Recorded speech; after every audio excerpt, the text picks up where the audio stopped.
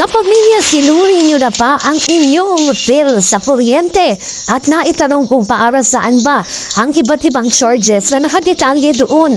Ang paliwanag ng Meralco, hindi sa kanila napupunta ang mga bayaring ito dahil marami dito ay para sa mga programa ng gobyerno. Nagpapatrol, Andrea Tagines. Kahit mainit, hindi na halos gumagamit ng aircon ang pamilya ni Ses. At nakadrop din ang malamig na tubig para hindi mayat maya nagbubukas ng ref. Kaya laking gulat niya na lang nang halos dumoble ang bill nila sa kuryente para sa buwan ng April. Talagang nahirap kasi TNBS yung asawa ko. Nagtaas ang langis. Kung dati nakakauwi siya ng 800, 900 isang araw, ngayon 400, 500. May anunsyo na naman Meralco, tataas ng 64 na sentimo. Mula 13.17 naging 13.18 kada kwesta kay Dagdag 190 sa resibo. Sabi nila transmission daw at generation charge 70% daw tinaas ng NKCP sa ancillary service. Pati wisem at dolyar na humina, tayo ang nagbabayad.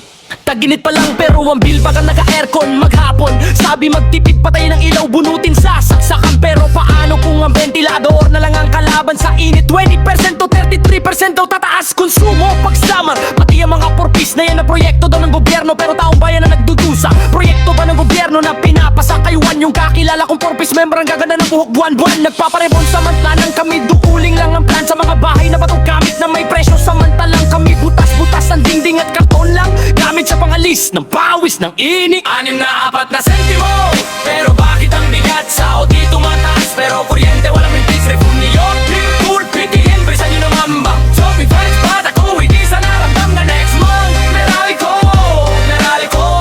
kailan kaya mabababa? Pag-asa namin parang wisem, pabago-bago. Buri, tumaas din ng PO 22 PO.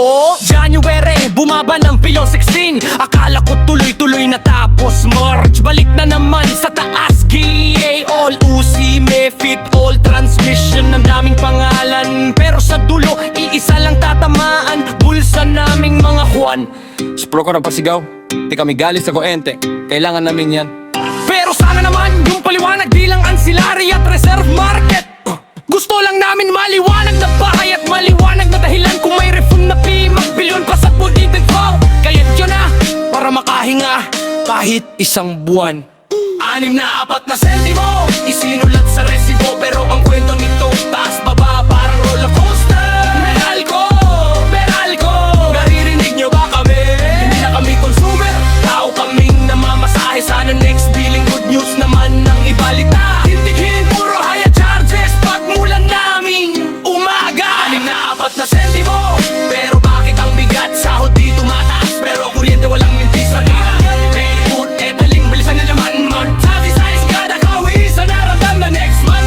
Meralco, peran baya, baya baba.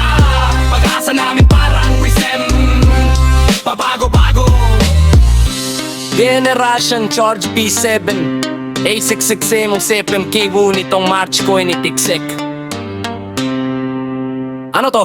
Ito yung presyo ng mismong kuryente na ginawa sa planta. Binibili ni Meralco sa mga power plant. Bakit tumataas? Sumina ang piso kahit dolyar. Dora kasi bayad sa ibang kata. Mahal lang is cold sa world market. Lalo na nung may gulo sa Middle East. Taginit, mas maraming gumagamit ng aircon. Mas mahal sa wisem, ito yung pinakamalaki. Halos bitisit na basat ng bill mo. Do it transmission charge.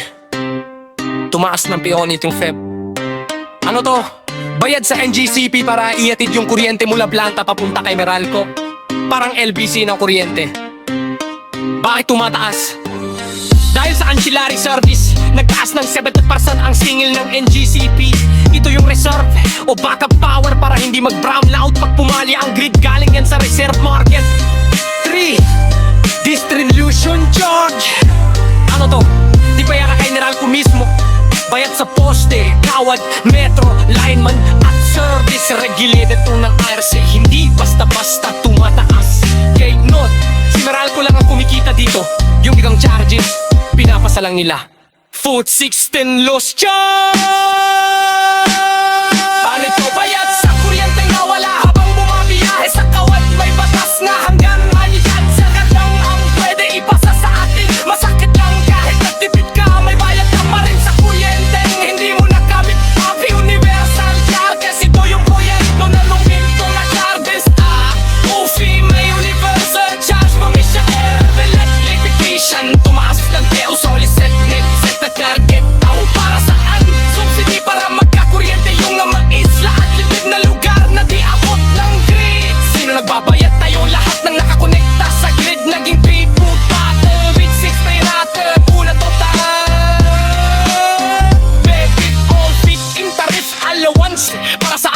subsidy para sa renewable energy Sorlan 1, hey go developers, para daw maengganyo sila gumawa ng malinis na kuryente.